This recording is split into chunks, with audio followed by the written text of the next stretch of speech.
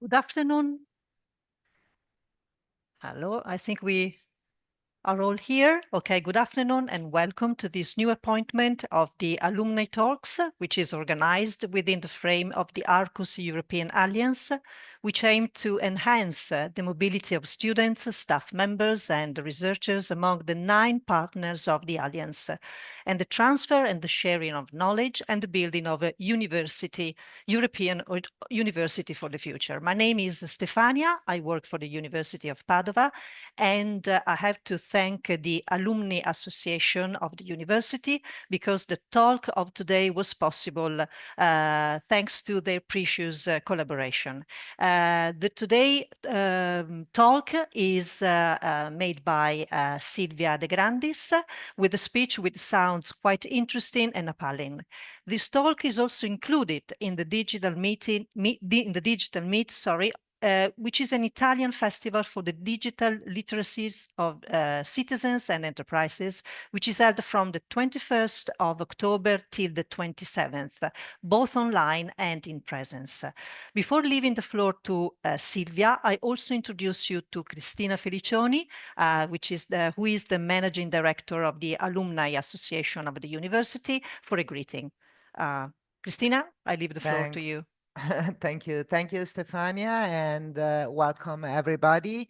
Thanks to be here. I'm Cristina Felicioni, the Executive Director of Alumni Association in Padova. And with this kind of appointment and webinar, we like to share with the most persons around the world and in our university, we'd like to share the stories, the experience of our alumni that are today in every corner of the world. So thanks so much to Silvia De Grandis and to be here with us. And I leave the stage to Silvia because I don't want to steal more time to her presentation. So thanks, Silvia. Thanks, Stefania. And welcome everybody and join our talk. Thank you, Christina. Thank you, Stefania. Okay, so now I have to share my screen. So give me a second because I know by experience this is kind of the most difficult part. So give me a second. Okay, so if I'm understanding it correctly, now you should be able to see my screen, but not my speaker notes, which is what we want. If that's not the case, please let me know. But yeah, hi everyone. So nice to be here. My name is Silvia. As it was said, I used to study at the University of Padua. I will tell you a little bit more about that in a second. But before that, what I want to tell you about today. So I would like to show you a little bit more about my personal, let's say, and human journey that brought me where I am today. So how I went from a career in humanities to work in the gaming industry where I am today, but also tell you a little bit more about how the intersection of technology, talent, and ethics potentially also can shape a more inclusive future for the gaming industry, as well as how the gaming world is, of course, a virtual world, as we know, but it's closer to our real life, let's say that we think. So let's get started. So we'll start with chapter 1, let's say, so from academia to avatars. So this is more or less how it went. So I had straight ahead of me a path where I could do actually something related to my education, but I decided to take a completely different road and, just follow a gaming job. So I will go in more detail now, but this is the summary, let's say, of more or less how it went. Sorry, give me 1 second. Okay, how it went. So I was born in 1993 in Castelfranco Veneto, Italy. It's a city that is neither big nor small in the northeast of Italy.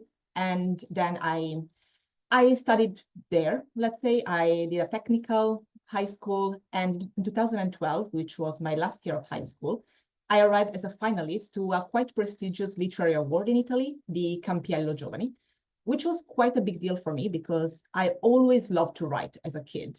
So I just decided to participate to this award, and actually I arrived as a finalist, which meant also being published, let's say, and being recognized as a potential writer. And this, let's say, really gave me the motivation to think that maybe a career in humanities was something that I could do. And this is how I ended up enrolling and then, of course, completing my bachelor's degree in modern literature at the University of Padua. Already during my bachelor, I started having a focus on linguistics. I actually did master thesis in historical linguistics. But this means that already there I understood that I wanted to do something, let's say, a little bit more technical, not only pure humanities. And that's how I decided that maybe I wanted to pursue a career in academia, because I really, really love to study. And I looked around which maybe master I could do that would prepare me for potentially a PhD in the future. And I moved to the Netherlands. I enrolled and then completed a research master's degree in linguistics at the University of Amsterdam.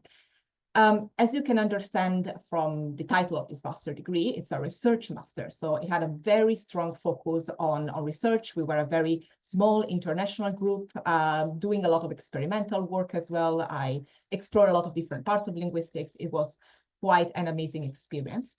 And what was the goal, let's say, of pursuing this master? What I thought in my head was, I'm going to do a PhD.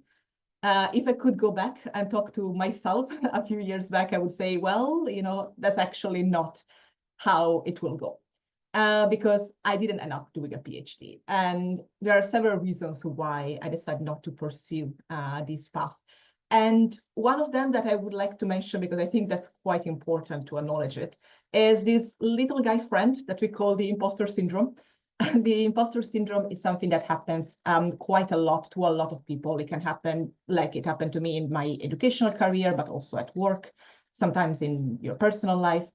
It's that kind of feeling that you are not good enough, or that you do not deserve to be where you are, let's say. For instance, with coaching and therapy, it can be managed and kept under control, let's say. But in general, let's say for me, this imposter syndrome feeling felt like something related to that I was not good enough. I don't want to be over humble, let's say, at this point. I think I was an average student, to be honest. I don't feel like I was good enough to do a PhD, which, if you ask me, it's a fair thing. Like academia is quite a competitive field. So I didn't feel like I was good enough to enter that. But aside from the imposter syndrome, there are also other reasons that were quite practical ones, let's say, for which I decided not to do a PhD. So one of them was the so-called, let's say, lack of financial stability. We know that, of course, at high level, academia can give you quite high-paying jobs, especially if you are like an associate professor or something similar to that. But the beginning of your career in academia, it's not the most well-paid jobs, let's say. And I wanted a little bit more stability from that perspective.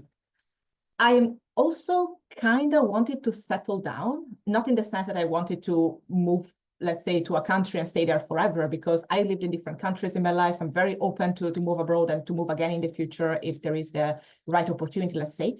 But I kind of wanted to choose where I wanted to live. And you might know with academia, most of the time you have to move where the job is, because there are not a lot of opportunities, especially for the projects that you're interested in.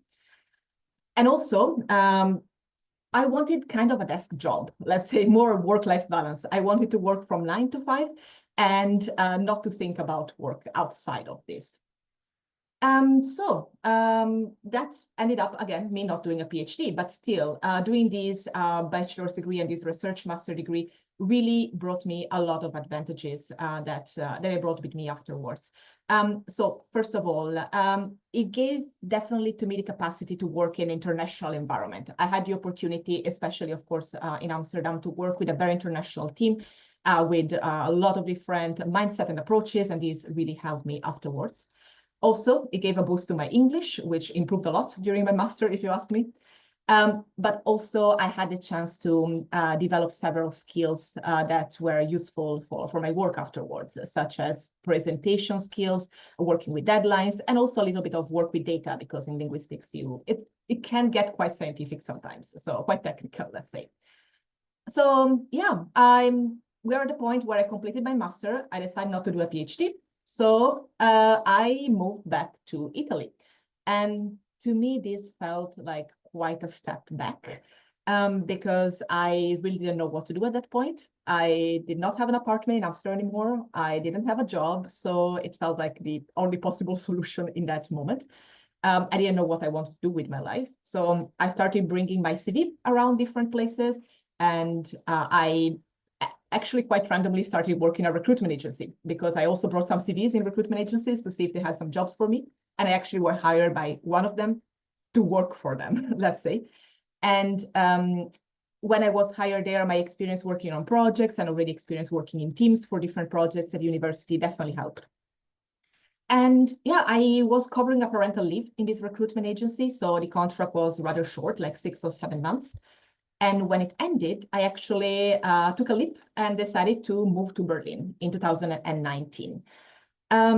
There was several reasons for deciding to move to Berlin. One of them was actually a personal reason, but also Berlin seemed like a good choice for me because I was still very ambitious. As I mentioned before, I wanted to live abroad again.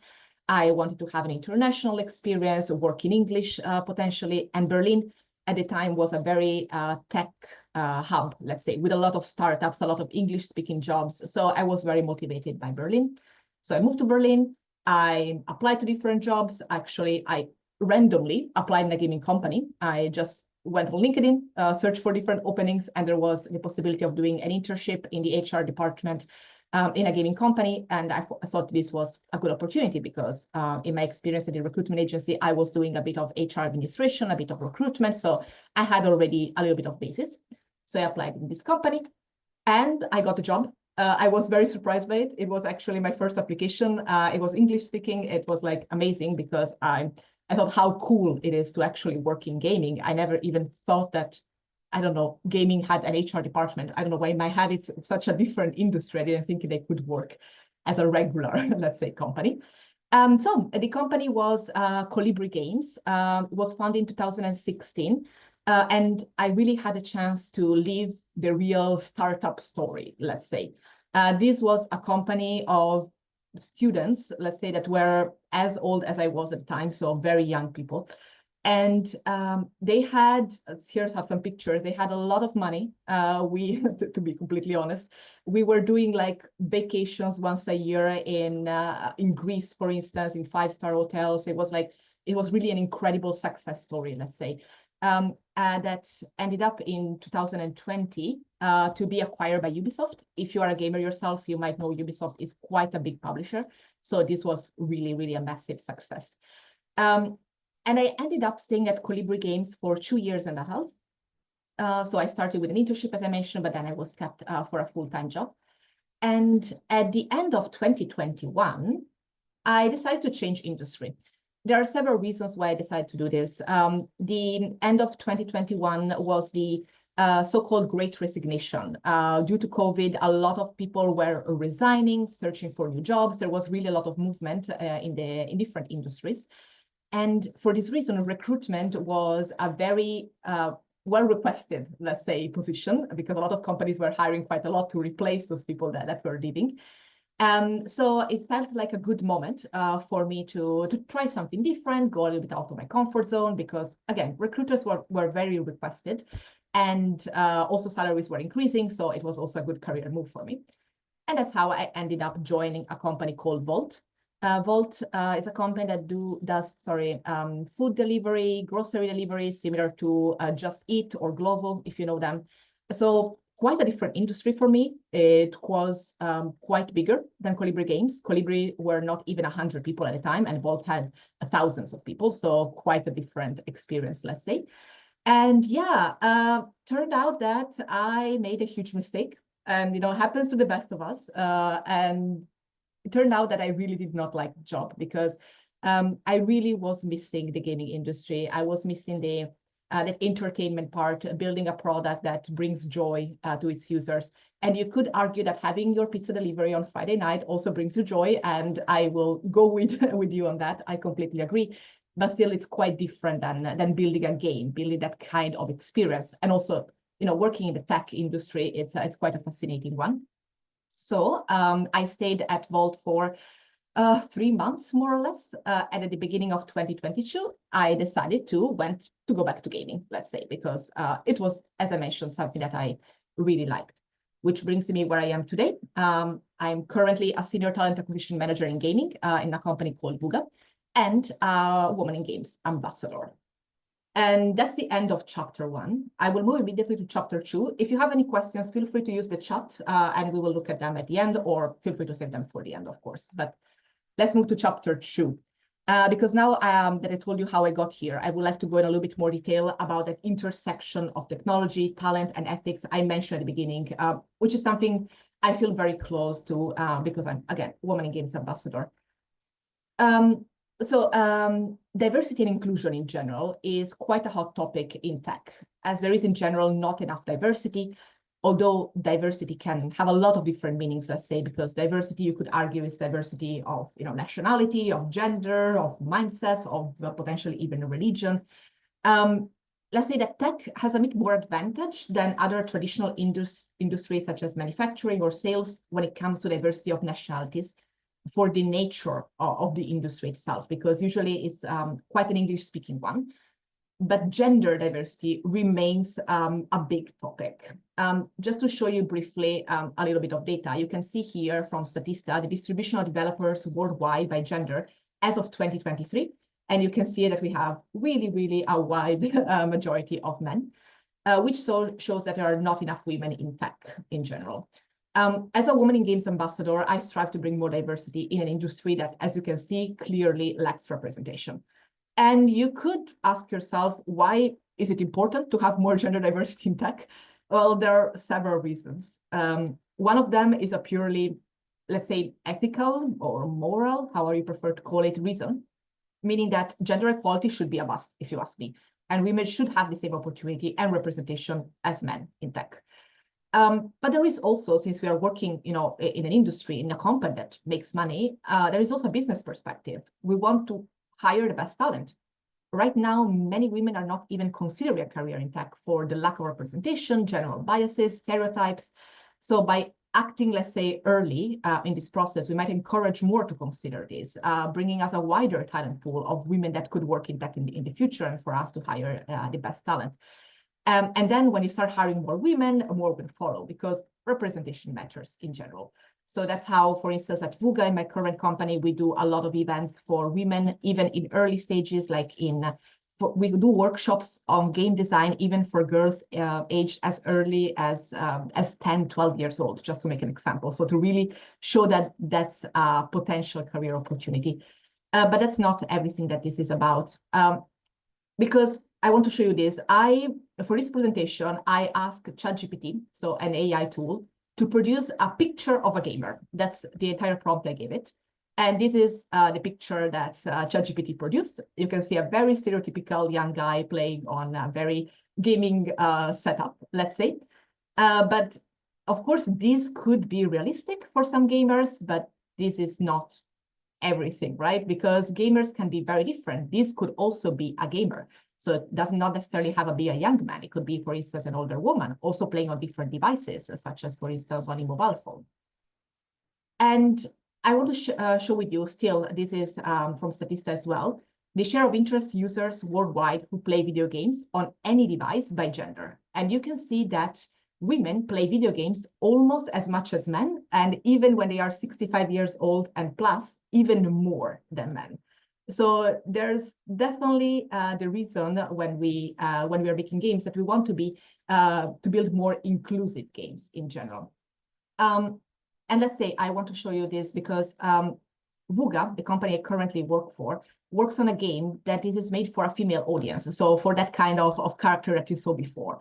The game has a wide variety of characters of different genre, age, skin color, sexual orientation, sexual identity. Having that diversity in the game is something crucial. There is actually a study from Newzoo that says that globally, 64% of gamers indicate that diversity in games is important for them, which means that in-game representation is very important. So being able to represent them in the game. So having diversity in the teams, being able to correctly represent diversity in the games is becoming more and more important also for the business. So I want to tell you briefly, how did we focus on this at Wooga? How did we focus on improving the diversity in the teams that we have? I will tell you just shortly, because I don't want to spend my entire presentation on this, because it's not about Wooga, let's say. But for instance, we started to have a more inclusive hiring processes with more diversity in the hiring panels by educating our interviewers more to avoid unconscious bias, for instance. We focus a little bit more on employer branding to make sure that our prospects and future candidates knew that we were an inclusive employer. And then, of course, we also work with in-game representation, as I mentioned before. Thanks to the diversity of the team, we were able to improve our games representation that in return helped our employer branding. So it was all a virtuous cycle, let's say. And before moving to the next chapter, I want to show you one last thing about, let's say, inclusivity in games, which is quite important because there is another way for us to make more inclusive games while also expanding our players pool, let's say, which is accessibility. Gaming can be a very accessible product. Again, in-game representation allows us to access a more diverse audience, let's say, and make them feel represented. But we also have to acknowledge that new technologies also allows us to access people with disabilities, for instance. Nowadays, most games have features for people, for instance, with hearing, with visual, or with cognitive disabilities. And this is just yet another example of how new technologies can benefit all of us, because accessibility is, of course, good for the players, as they can play something they might have not have had the possibility, let's say, of play before, but also good for the business, as it gives them access to a wider audience. So yeah, I wanted to tell you a little bit more about this, considering how close this topic is to me. Before moving to chapter 3, let's say building a real world, the person behind the game, because who is behind these games? We said we have diverse people, yes, but what are they doing? The gaming industry is quite a unique one because it has jobs that do not exist in any other market, in any other industry, let's say, such as, for instance, game designers. And that's not just it. They can be content game designers, feature designers, even economy designers if the game is complex enough, or narrative designers. But also, for instance, game writer, which is quite a different writing than writing for television, for instance, or for TV shows. Unity developer, which are developers that, yes, they develop in C#, for instance, but also they develop in a specific engine called Unity, or VFX artist, which is virtual effect, let's say. Again, it happens also in the movie industry, but for games it's quite different because you will understand that special effects in a Marvel movie, or if you're playing Candy Crush and you're said that you pass a level, they are quite different virtual effects and require quite different skills.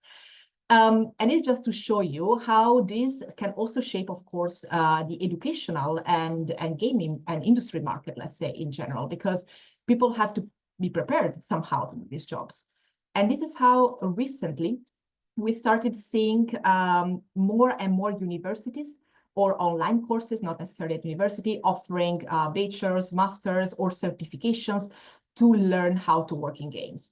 And this is, of course, as I mentioned, true for people that are trying to enter the industry, so finding their first job in the gaming industry, but it is also something that is true for people that are already in the industry.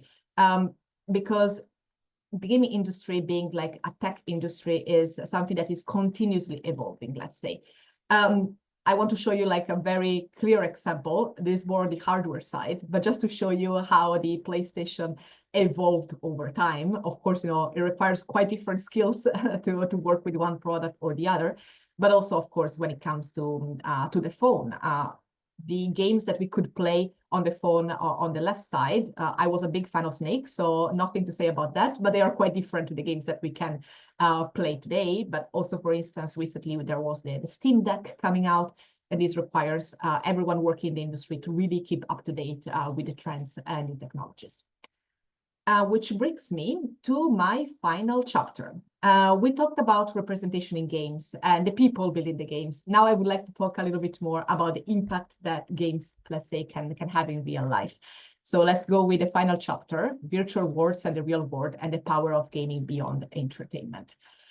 Some of you might know where the screenshot comes from. It comes from a very famous simulation game called The Sims. The Sims is a game where you can build a whole separate life. You can have your own house, your own job, your own family, friends, hobbies, let's say. So it's literally a complete virtual world. It is interesting to think that this world literally, again, do not exist. But if you ask me, it would be quite foolish to think they are not influencing our real, tangible lives. And I will show you some examples of this. Quite an immediate, famous one is the monetization, let's say.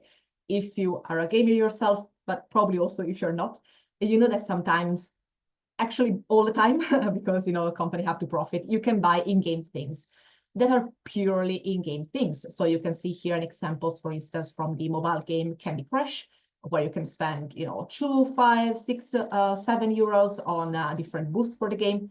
And on the right, you can see an example from Asphalt, a racing game, where you can spend even like consistent amount of money. You can see $100 for a reskin and for new cars.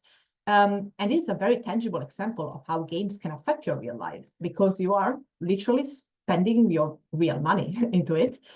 And since we're talking about monetization, I want to briefly talk to you also about the topic of loot boxes. And let me see if this works. Yes, okay. And some of you might know how the loot boxes work, but yeah, this is a short animation. Yes, okay. So you basically buy a box and you do not know what's inside the box. So it's a mechanism that is very similar to gambling, up to the point where the system of loot boxes is quite discussed in the game industry, if it's even ethical. There are some countries where potential loot boxes are forbidden because gambling might not be legal, for instance. So this is to show you that gambling affects games. So there's also quite a relation between the real world and the virtual world. Games themselves can also affect other products, of course. An example of this is gamification. So I want to show you this because it comes from the company I used to work for before, Volt. Volt has a mini game inside their own app. So while you're waiting for your food to be delivered, you can play a very simple tap game. So you tap as much as possible. I think you have just a few seconds right now to do that. It used to be longer, but now they reduced it. And if you beat a record, they would give you a free delivery. So gamification can be used for a lot of different things, also in products that, again, are not games.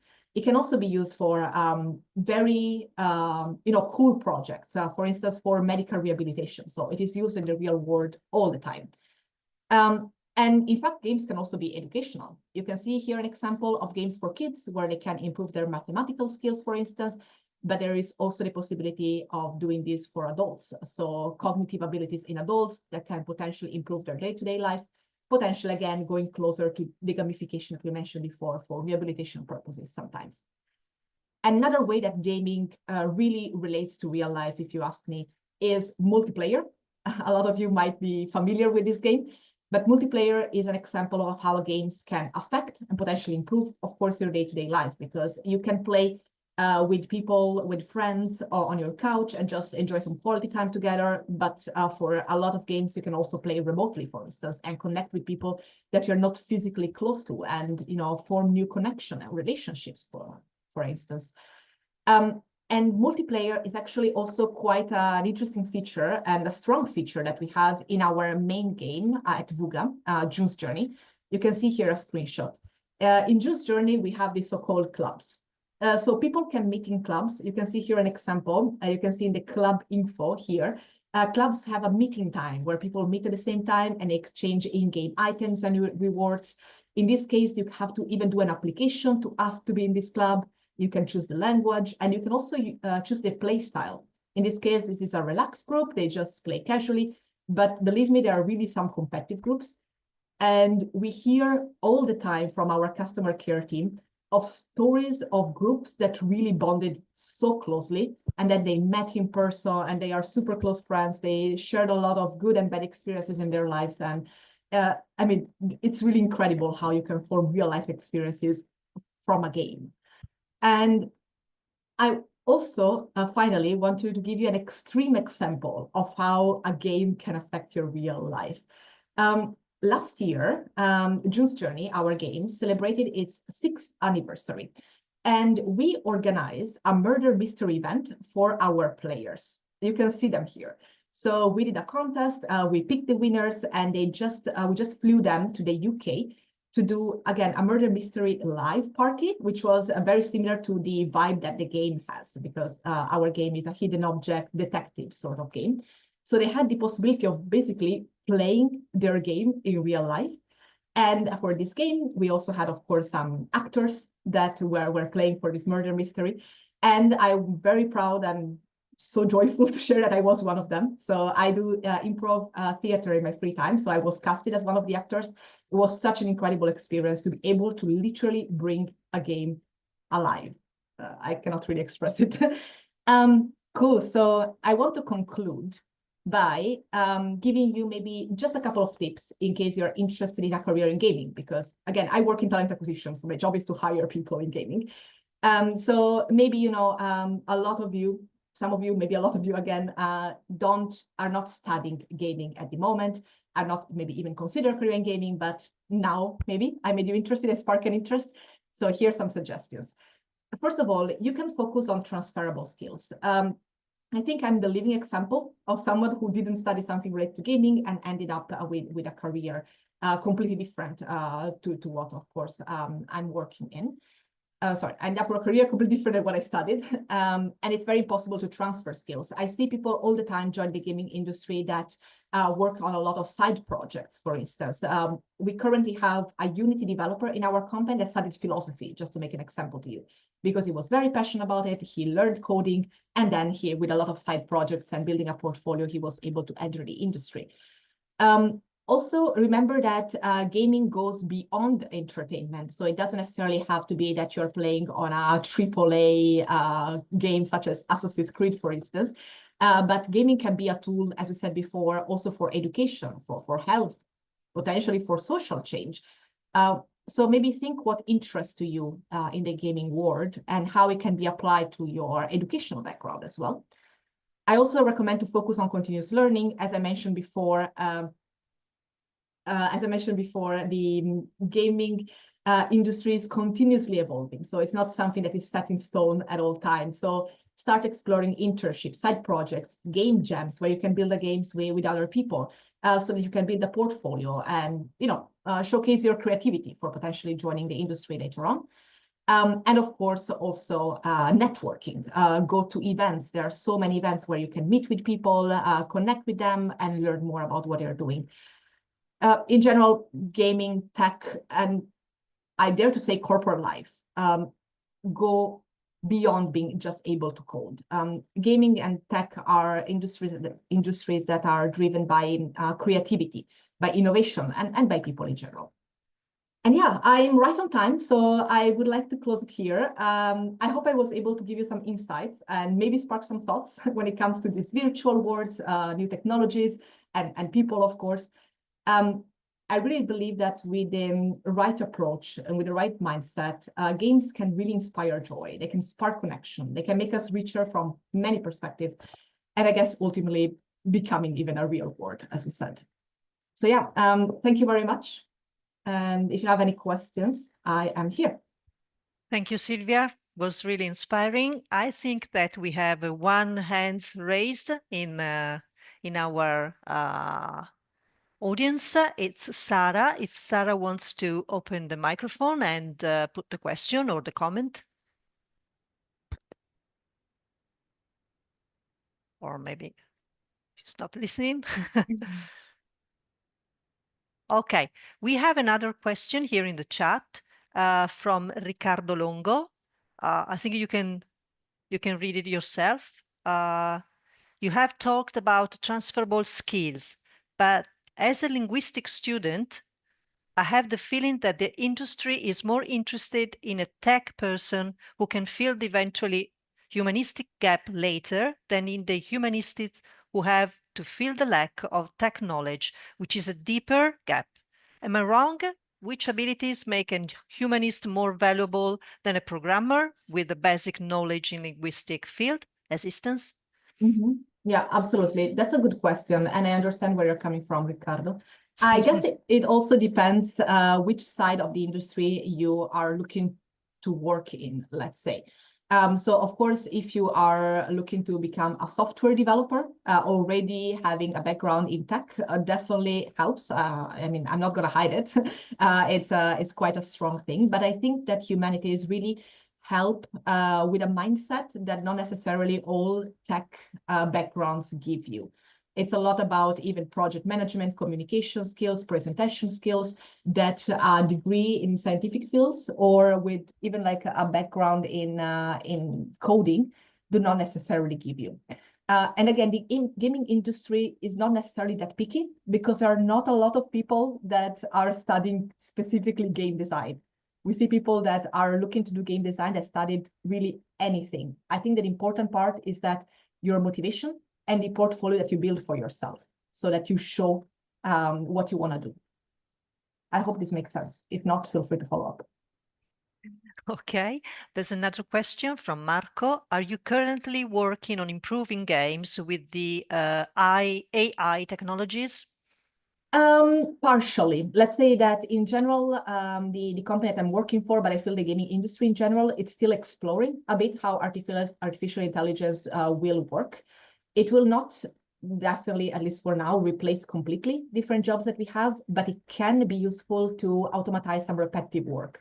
So for instance, we have some games that currently are more on an automation mode, so they are not in live operation stage. And for that one, having, a small code review or even having some art assets that are very repetitive produced automatically can help. But it still requires a lot of support from the human side. So it's more a tool to improve productivity rather than replacing what we're doing. Okay, then we have Reza asking if you can give your email for more information about the job opportunities and the internship at Wooga, I suppose. Yes. I will write it here, and feel free also to connect with me on LinkedIn. Here we are. Thank you.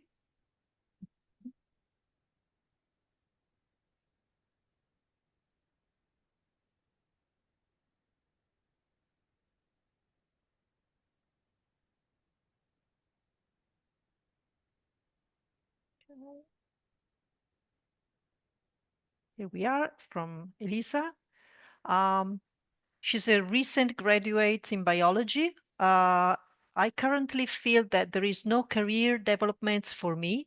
What advice would you give to try to find something one could find interesting? Yeah, it's very difficult to understand what to do with your life. I can relate to that because for me, it happened very randomly. But in general, I would recommend focusing on two things. So what you like.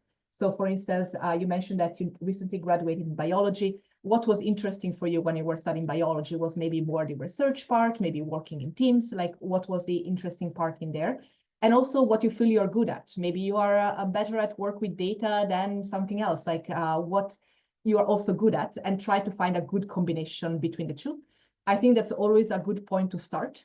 And then trying to explore the market in that direction.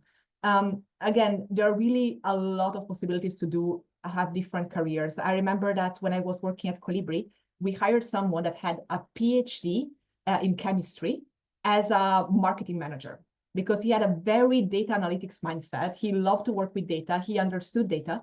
And we were like, well, that's everything we need. And then the rest we can teach you. So it's really about understanding what you're good at and what you like. I know it sounds easier said than done, but I think that's a good start. And I hope that helps, Elisa. Good luck. Thank you. We also, so Moitaba, sorry for my pronunciation, are asking more about the networking. Which kind of events do you suggest people should follow and participate in? Absolutely. So there are a lot of events all around Europe. If you're interested in gaming in particular, for instance, there is a very big event in Cologne once a year that is called DevCon or Gamescom, depending if you go to the business side or the gaming side. I really recommend. But there are a lot of specific events also, for instance, for artists. There is one every year in Portugal. There is, I think this week, there is GIC happening in Poland. There are also some events in Italy sometimes. I would recommend that maybe you reach out to me via email or on LinkedIn, because it also depends what you're interested in, and maybe I can give you some more specific recommendations because some events are tailored specifically for some jobs. Okay, then we have a question from Quincy. Well, it's an opinion. She's saying that you were talking about the importance of diversity and inclusiveness in gaming, but there are many games with misogynistic elements that still are having a lot of success. She's mentioning Zelda, for example. As a woman, she's afraid and she feels conflicted about enjoying these kind of games. What's your opinion on that? Yeah, I hear your point. And I think there's also the reason why there are so many studies, as I mentioned before, about women in tech and women in gaming, but also the amount of women that play games, why diversity is important, because I feel you're not the only one feeling that way. I feel the industry is very male dominated at the moment, which is why the games are so male oriented and male dominated, because you don't have a woman in the background that can give you like an honest opinion, because who better than a woman to give you an opinion if a game is for women, right? And if it's representing women well. So I think it goes way back, as I mentioned before, and our job has to be to introducing more women in the gaming industry to improve this. But I completely feel you. I also don't feel comfortable playing some games, and I actually don't support some games because of this, to be honest. And I feel like that's completely fair. Publishers will learn that if their player base will decrease, because again, 50% of our players in general are women, they will probably start seeing some consequences and hope. It also starts very small. But yeah, I feel like it's everyone's job to try to improve this. And if you don't feel comfortable, I completely hear you and the same. Yeah, we have also another question, Silvia, from Joya. Would you suggest as a recruiter to email different HRs in case most of the jobs posted are for more tech-based position to perhaps keep our CV on file? That really depends on the companies. So we are in Europe, and in Europe there is a lot of data regulation. So if you send your CV via email, usually companies cannot keep it for too long because they have no way to track it. That's a very practical thing. So if a company has the possibility of sending an open application, some of them you can actually see it in their website. I would recommend doing so. Sending your CV via email usually doesn't help that much. I would recommend maybe reaching out on LinkedIn instead and just saying, hey, I would like to connect with you, and maybe just send a few words so that the person maybe can remember you when you apply, but also just keep an eye on the websites and apply when something opens up. And do not be afraid to apply for jobs that you think you're not qualified for. If you go to the Wooga career page, there's actually a disclaimer that I wrote myself about women not applying enough for jobs if they feel like they are not meeting 100% of the requisitions.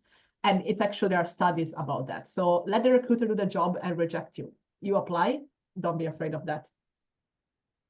Okay, I think Ricardo has another question. Ricardo, if you can open your microphone. Yes, can you hear me? Yes. Sorry. Sorry if I ask to repeat a previous answer, but I have a problem with the connection. So I lost which event do you suggest to create information networking? Because there are here in Italy, especially a lot of small convention which are really small. And I honestly don't think that there is a big opportunity to make a really impactful networking in that situations. So if you could repeat, sorry. Absolutely, no problem. So I mentioned a couple of them, in particular DevCom or Gamescom in Cologne once a year. There is GIC in Poland, and then there are some other events that are more specifically, for instance, only for artists or only for game design. I recommended before, I also recommend to you, Ricardo, to reach out to me via LinkedIn or via email even, maybe email I reply a bit faster, so that I can tell you say, depending on what you're most interested in, because there are a lot of them, maybe I can give you more, on-point suggestions. Thank you very much. Of course. Thank you, Silvia. And could you tell us something about salaries in the gaming industries? Marco is asking about this. So I cannot share with you the salaries that we have at Wooga because, of course, that's confidential information, unfortunately. I can tell you that for the gaming industry, it really depends on the companies. There are some startups that, as all startups, cannot afford like super high salaries. But in my opinion, when you talk about salaries as developers, data analysts, for instance, or marketing, they're very similar to the other industries. And it is an industry that also gives the possibility to have jobs in game art, for instance, to be an artist. That is something that doesn't happen quite often. And they are becoming more and more important nowadays. So I see the salaries that are becoming more and more comparable to the tech world. While a few years ago, maybe they were a little bit below the market in comparison with tech. Now they are catching up because gaming is becoming more important for sure. Okay. Then Alessia is asking you if you can do more examples about the diverse field and different professional figures could be in. I think there is a slide about it where you also mentioned the Unity developer. Can you go to it and give us more insights? Yeah. Yeah, there are a lot of jobs that are specifically about gaming. So the ones I mentioned here are usually present almost only in gaming, let's say, or in something that is gamified. Unity developer can also be in a gamified product, for instance. But there are for sure other jobs. For instance, a game producer, which is a sort of a project manager working specifically in games. The game art, as I mentioned before, is not very common to find artist job. There are, of course, in the animation industry, there can be artist job, but it's quite a different one in comparison with the gaming one. Product managers, it's also a job that is quite common in the gaming industry, and this is quite a transferable one. So if you work in other products, you might also be able to apply in gaming. And very transferable ones are also when it comes to marketing, because we work with performance marketing, meaning user acquisition, acquiring new users, community management, product marketing management. We do even influencer marketing and offline marketing on TV channels, radio and podcasts. So there are a lot of different jobs. I feel like the ones that I've written here are only for gaming, but there are so many that are much more transferable that you could focus on if you're interested. And yeah, sorry, Unity developer is for the specific engine of Unity, but you can also find Unreal developer, for instance, if a gaming company is developing with Unreal instead of Unity. It's just an example.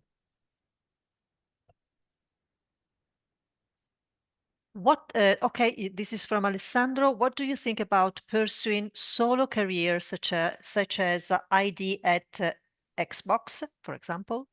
So I'm not super familiar, Alessandro, with ID at Xbox, to be honest with you. But you mean to be a solo developer, I'm guessing. If I'm saying this something wrong, let me know, Alessandro.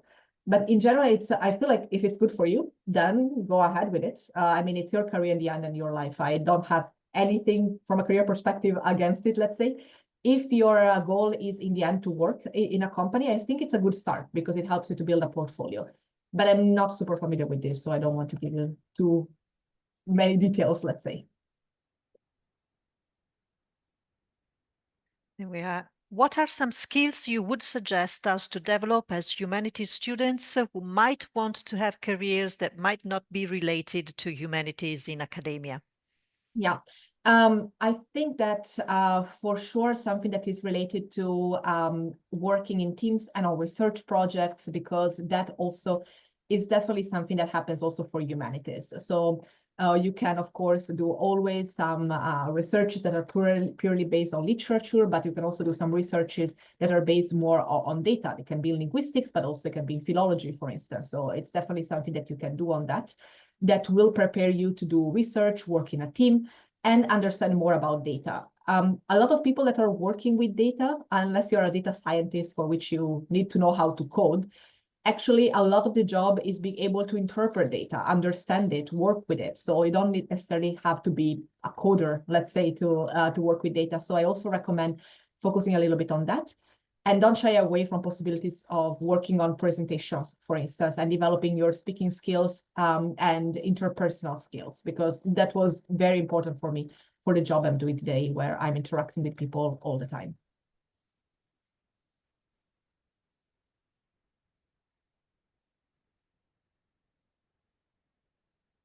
Wow.